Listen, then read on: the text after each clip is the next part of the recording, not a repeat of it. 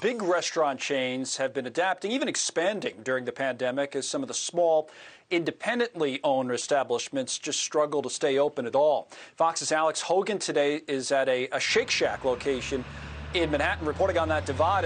They're at Shake Shack. They're opening like twice as many stores this year as last, right, Alex? Hi, Connell. That's right. So a lot of big expansions as more people are either dining out or getting fast food during the pandemic, forcing a lot of these big companies to have conversations about what the future of dining will really look like. Are we going to have to get rid of the fast food places that have playgrounds on the front? Are restaurants going to continue to being able to offer cocktails to go? Is takeout and delivery going to remain the staple for many restaurants that it is right now?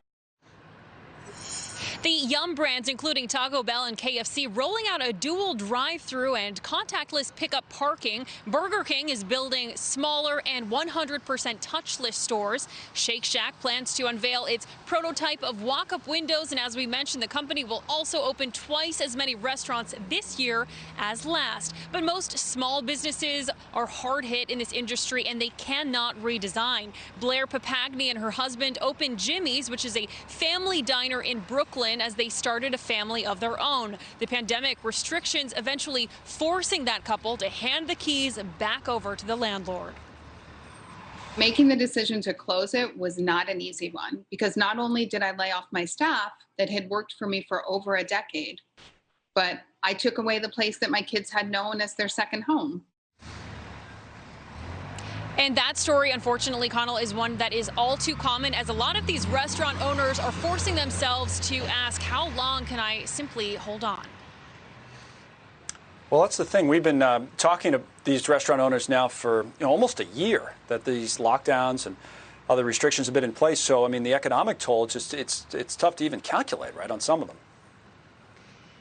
It is, but we know that as of December, so just about 2 months ago now, 110,000 restaurants and bars had closed. And when we're talking about the economic toll of what this means for a lot of those business workers, those employees, that is up to 8 million people who were either furloughed or laid off. And again, the economic toll here, $240 billion. That's how much less was made in this industry than what the Restaurant Association predicted. And 16% of the restaurants shut down had been open for at least 30 years. And that number, Connell, really proves that it's not just these newer businesses that are being hard hit. It's ones that are well established in the community. We should also note that when we're talking about chain restaurants, there are a lot of franchises that are independently owned. So businesses really across the board, regardless of their ownership, are needing to find new ways to navigate this storm.